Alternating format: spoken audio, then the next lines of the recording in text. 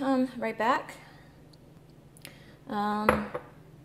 This is where I'm going to show you how to do your proper doneness test. I showed you the visual, which is you know, the translucent soap. That's the visual cue. Now it's time for the actual doneness. There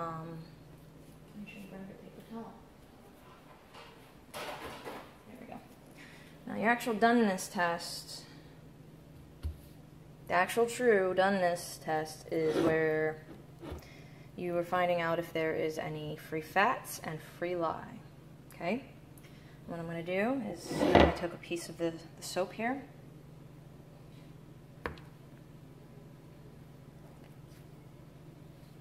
And take a little small piece right there. Okay. Now what I have here for testing the pH are these things called phenolphthalein phenolphthalein solution drops. You can get these at any chemical supply company online. You might be lucky and you'll have them locally. They're clear drops that at certain pH ranges they change colors. The phenol P is what I like to call it. The phenol P drops are pink. There's also a phenol red that turns red, but it's for the same purpose. The phenol P drops, which is what you're more likely going to find, they change from a clear into any shade of pink in a pH range of around 8.2 to 10. And then they go clear again above 10. Now there have been a couple of sources that I've seen that it's 8.2 to 12.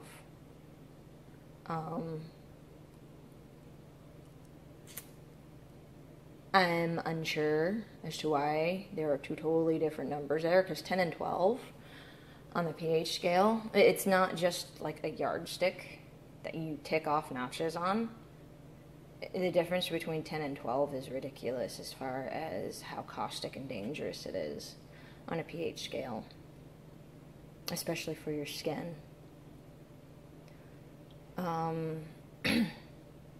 Common knowledge amongst liquid soap makers is 8.2 to 10. So if it is clear, if you cook these and it turns clear, then you should be good. At the same time, if your drops are so perfectly clear, that means your pH is below an 8.2 and there might be an issue. It might be below 8.2, or it might be above a 10, and therefore the pH range is not being registered. Just a quick bit of a lesson on pH and soap. Soap cannot go below a pH of, easily below a pH of 9. I've personally done experiments, and I've been able to get my soaps below an 8.5. The reason why it can't go below these numbers is because after that point, the soap begins to cloud severely. And when I say cloud, I mean it gets milky. And then it starts to separate as the soap starts reverting back to its properties, or trying to. It will revert back to the salts of, basically your potassium salts and your fatty acids and water. It basically goes through a reverse chemical reaction, or reverse saponification, if that makes more sense to you. Like I said, I've been able to get some of my soaps to an 8.5 before they cloud. It might be recipe dependent. Castile soap is pretty typical of not wanting to be messed with. I learned that the hard way. So that definitely can't go below a 9. But anyways, the reason why I mention all of this is because if your drops are coming up perfectly 100% clear, that means your pH is either below an 8.2 or above a 10. And if you do your clarity test and your soap, if you do the clarity test and your soap is perfectly clear and your drops are coming up clear, that means you have free lye and your pH is above a 10, and you need to cook some more, or you need to add more fats to saponify that lye and stop it from reacting. On the flip side, if you do your clarity test and it is milky or very cloudy and your drops come up clear, that means your pH is too low. And then you need to add more lye to saponify the fats. Some people who have done the clarity tests or done the phenol drop tests with their soap, they'll say, oh, my drops came up clear, and then it turned around a little bit later and was pink. If I remember correctly, I believe that is because the pH may have lowered because it was exposed to the air. Being exposed to the air actually lowers the pH. The oxygen and carbon dioxide is reacting with the soap, and therefore it's dropping the pH, which means definitely your soap pH was naturally too high, and you need to work on lowering that. So,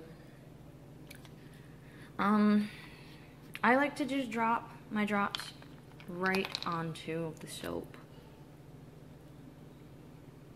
That just seems to work better for me. There are some that say you need to mix it in water and then test.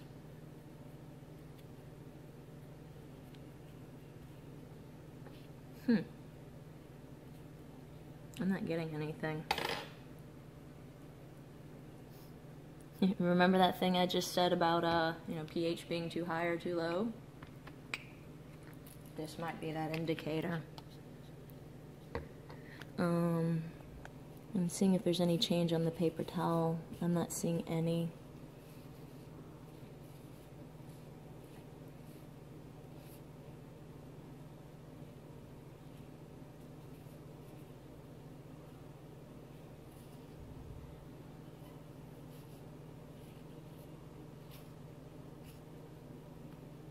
Okay.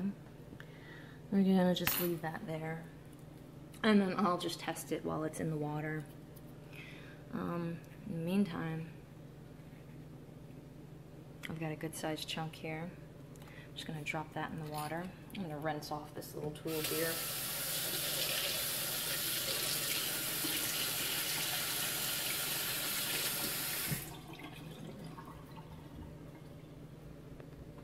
And we are just going to dissolve. Now remember, coconut oil is very difficult to get to dissolve, so my dilution is going to be ridiculous with this soap.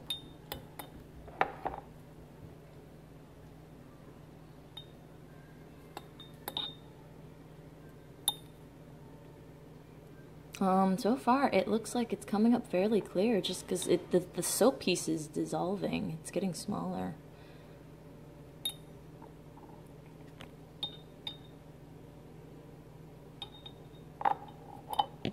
Ew, I'm so sorry. I don't have a camera holder or anything like that. I'm not that fortunate. I'm also using tap water, so it's not going to dissolve as fast.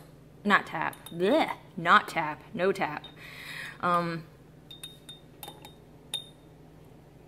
using warm, like lukewarm, cool water, just so I can get a definite, accurate clarity test reading on this. There we go. I'm just going to do that. I mean, so far, so good. That piece has gotten smaller, and the soap is still fairly clear. Or the water is very, very clear. Just gonna whirl it around some.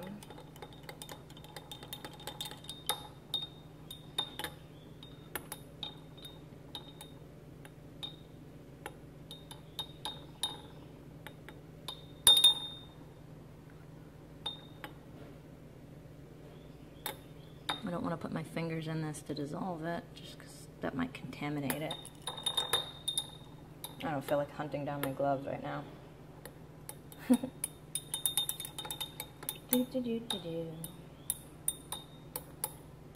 I'll just leave it like that. And there you have it. There are no free fats. That is perfectly clear. So we are definitely not in the free fat range. So what I'm going to do is go ahead and just drop these phenol drops into the water and see how that turns out. Okay, there we go. That's a little bit more accurate.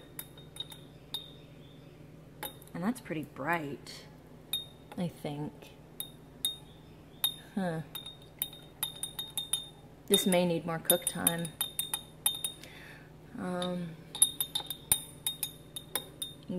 This might be the right color after all.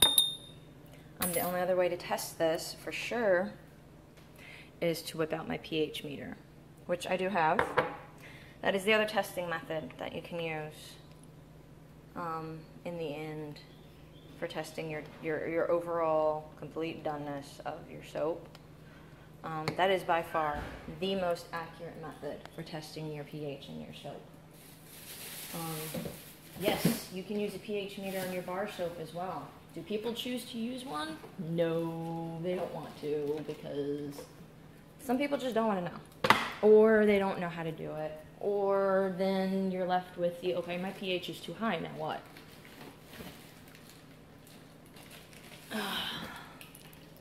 I suck at setting up, making sure I'm ready to go.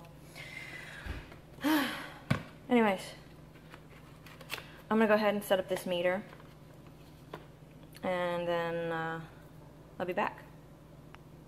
All right, we're back.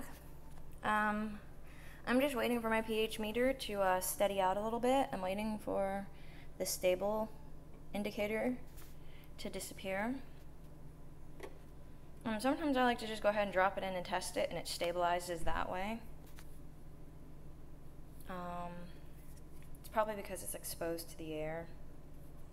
So I'm just going to go ahead and plop this in, because this is going to be the big final how to do.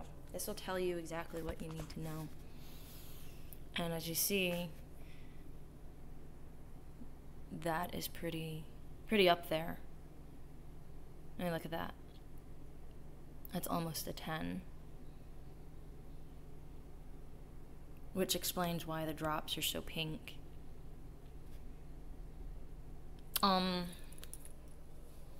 What might also explain it is because I did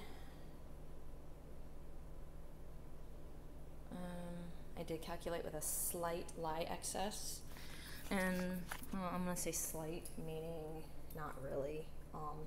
I calculated my recipe with a 0% superfat, no superfat, no discounts, no nothing, using the new soap calculating app on my phone, and comparing it to Summer Bee Meadow.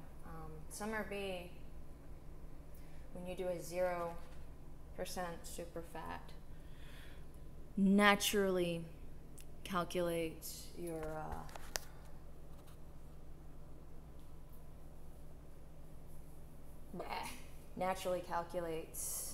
a slight lye excess for liquid soap at about 0.5 to 1% excess.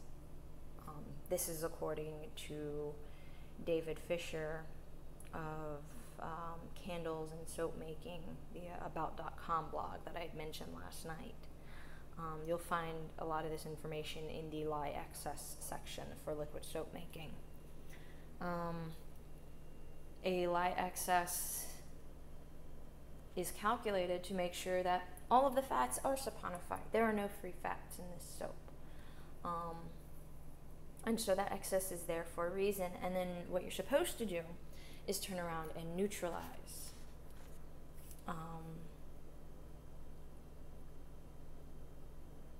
I do not plan on neutralizing this. And the reason why is because this is just a cleaning soap. I plan on making laundry detergent with this. I plan on cleaning dishes with this. And so the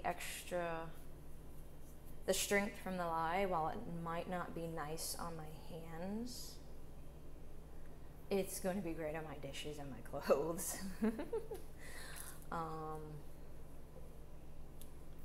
The pH meter says it all right there. The pH meter and the drops right there say it all. The reason why it didn't come up any color here, I assume, is because it was a direct on the soap. I guess it probably has something to do with it being dropped directly on the soap, and so it's more of a concentrated hydroxide ions. I don't know. I'm making guesswork. But needless to say, both methods are technically accurate. Getting the clear drops on the little bits of soap here told me that pH it's up there. It's up there. But just to verify, because I do keep a meter, I pull out the pH meter, and that tells me exactly what I need to know. That yes, it is pretty up there.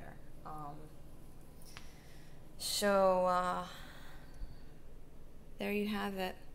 And hey, now we all know what a 9.97 looks like with the phenol drops. Let's see. Oh God, it's so bright. I'm so sorry. But there you go. That is what a 9.97 looks like on these phenol drops. Come on, focus very well. And if you look at it, you remember how it was actually pretty bright fuchsia? Do you see how this is so close to the 10 that this is fixing to go clear? That's actually pretty significant. If you look there, look, pink is actually showing up. That's from air exposure.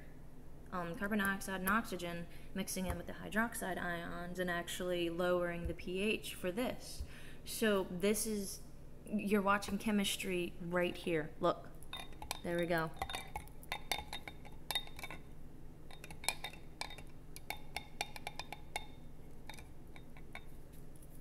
Chemistry in the making. I love it. I freaking love it. But there we go. This is, yeah, it's trying to borderline turn.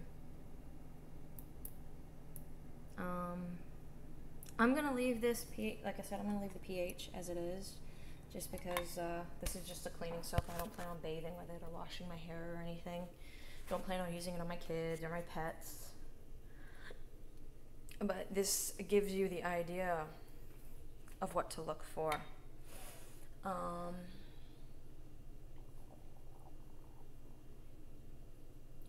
Later on, I will do I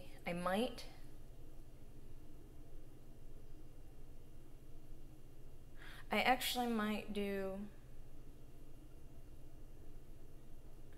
I want to do a neutralization? I really don't want to do a neutralization, just because there are ways around it in soap making, in liquid soap making now, to where you don't have to neutralize.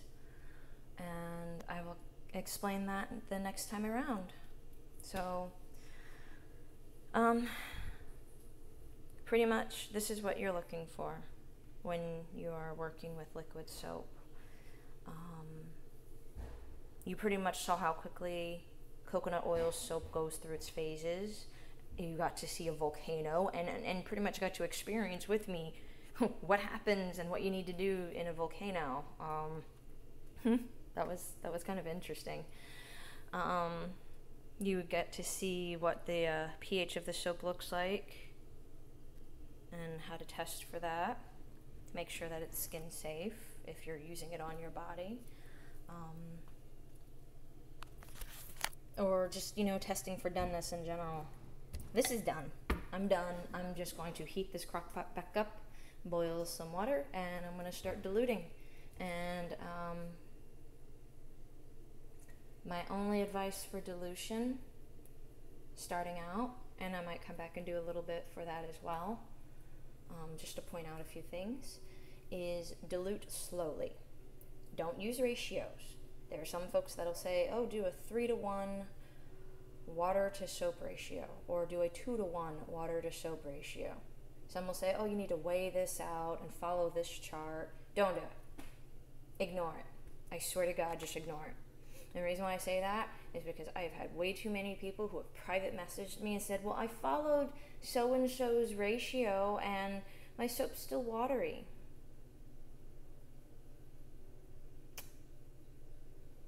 So my only suggestion that is no cost to you at that point is to cook the water out. Unless you want to go buy synthetic thickeners and all this other crazy stuff. But anyways, we'll come back to that later. I'm going to start diluting this now. Like I said, dilute it slowly. Depending on your batch size, you will dilute starting out with 4 to 8 ounces of water initially to go into your batch. This is 16. Well, it says 16 ounces of oils, about 4 ounces of lye, 8 ounces of water. Most of the water probably cooked out. That's 12, 16, 28 ounces total, almost 30. I'm gonna say this is about 25 ounces of soap here. I haven't weighed it. I'm just guessing. So I'll say 24 ounces of soap, assuming I lost 4 ounces of water during the soap cook. So I'm going to start with 8 ounces of boiled dilution water. Again, we are using distilled or very well filtered purified water in all of this. Don't use tap water. Please don't for any of it. Tap water, it causes so many problems because of all the chemicals and dissolved minerals and solids and things left in it. I mean, sure, your water quality report from your city will say one thing. It'll say, oh, it's the best water in the county or the best water in the state. It could be the best water in the world for all I care. But once it leaves that processing plant, it has to travel underground, and it has to travel through a pipe system. And those pipes could be rusted and nasty and old, and you don't know what those pipes are made of. They could be made of aluminum, they could be copper. Well, I doubt plumbing is made of aluminum, but you get the idea. You don't know what's underground. The water is not the same after it leaves the water processing facility. And so by the time it gets to your tap, all these other solids have been added to it. So in conjunction to whatever is in the water at the plant, whatever it picks up on the way to your tap, it multiplies it. You're left with lead, you're left with the chlorine, chloramides, nitrates, nitrites, any other metals that could have been underground from chemicals being poured into the ground and leaching into the pipes, just any number of things. And those can cause a chemical reaction to your lye and your fatty acids. It can interfere. And it can affect the quality of your soap on a microchemical level. And if you ever make a soap and it fails and you use tap water, you're going to sit back and think, you're not going to think it's your water at first. You're going to be like, well, why did it do this? Well, the first thing people look at is looking at your recipe or looking at how you cooked it. But what you really should be starting with is, what did you use for a liquid? If you use tap water, there's your problem. It can also be said true for if you use aloe or milk or coffee as your liquid. Those cause different chemical reactions as well, and they can affect your soap. But at least you know you purposely did that and that you expect it. Your tap water, you don't know what to expect. So anyways, I'm done ranting. I need to get started on diluting this stuff, and this is going to take a while. I'll be back for another little segment of the dilution process, because there are a couple of key points I need to point out for you, and debunk a few, I guess I'll call them myths. But there are a few things I need to correct and help folks out with. So I'll be back in a little while. Later.